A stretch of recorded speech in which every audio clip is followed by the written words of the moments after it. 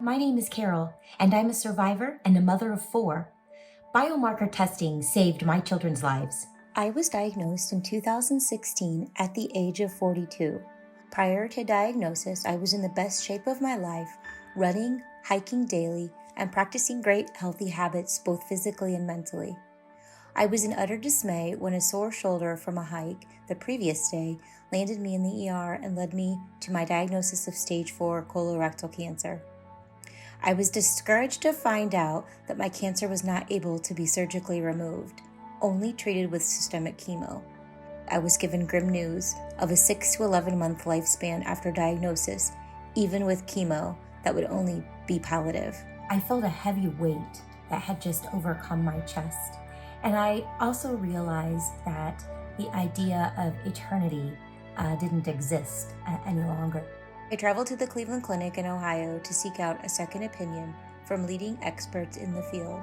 I was offered genetic screening in addition to germline screening and tumor testing to determine where my cancer was coming from a genetic perspective. I found out through genetic testing that my cancer was in fact hereditary and came from a bumper 1A gene deficiency caused by hereditary difference from my paternal side. My cancer is caused by juvenile polyposis syndrome in a line under the FAP family of hereditary cancers. As a result of my diagnosis, my family members were discovered that my children all carry the defect. One son had 3 precancerous polyps at age 19. Several aunts, uncles, and cousins were also screened, and it was determined that some of them carried the same hereditary marker. My diagnosis saved the lives of my family members and my children.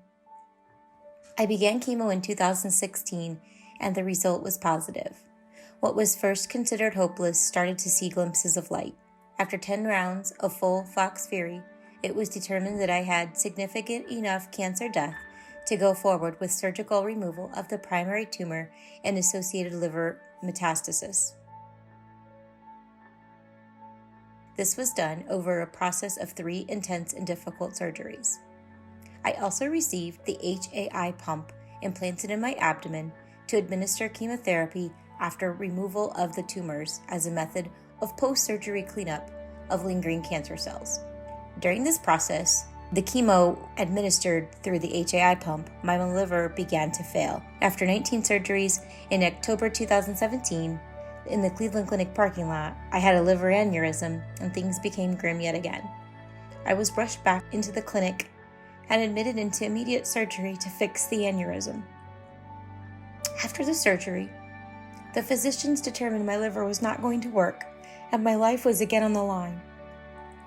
The Cleveland Clinic physician team was researching a novel new procedure from Norway involving hard organ transplantation for patients with colorectal cancer limited to their liver. The doctors felt there was no more we could do with my liver, and I would have to find a donor for this process on my own. The feeling of grief was overwhelming, and that was really what was going through my mind. Much to my surprise, my congregation had over 50 willing people. Jason, my donor, was a friend from church and felt he was called to donate his liver. He was the 6th person to be considered by Cleveland and ultimately my perfect match. That was pretty amazing. I still pinch myself. Can't believe that it's actually happened. On April 23rd, 2018, Jason and I underwent a 14-hour surgery, number 20 for me in 3 years. The surgery was followed by a 6-week stay in Cleveland to make sure that all was going well. I became the first person in the U.S. to undergo this type of transplant after being diagnosed with colorectal cancer. Currently, I live in Connecticut and strive to bring more awareness to the disease and the inequity in care and opportunity related to care that we face. We can do more to save others' lives. We are fighting for life or death. I believe that we can achieve these goals by offering better access to information to patients as they are being diagnosed. I truly believe that I have a voice in my cancer care.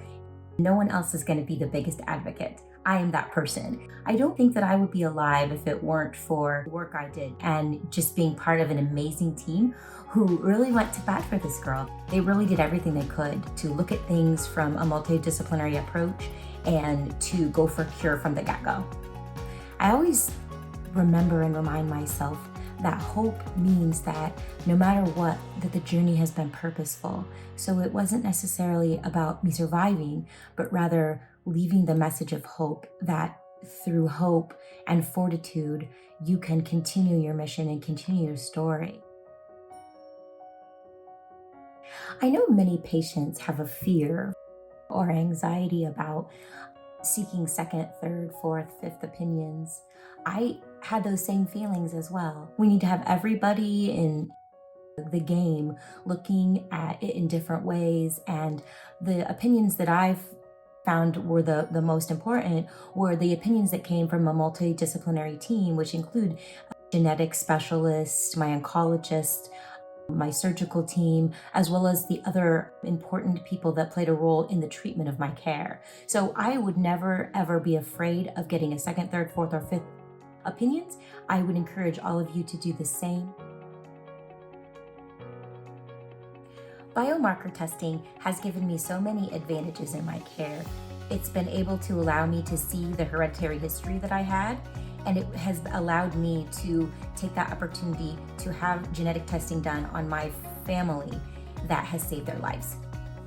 For more information on biomarker testing, please visit www.knowyourbiomarker.org.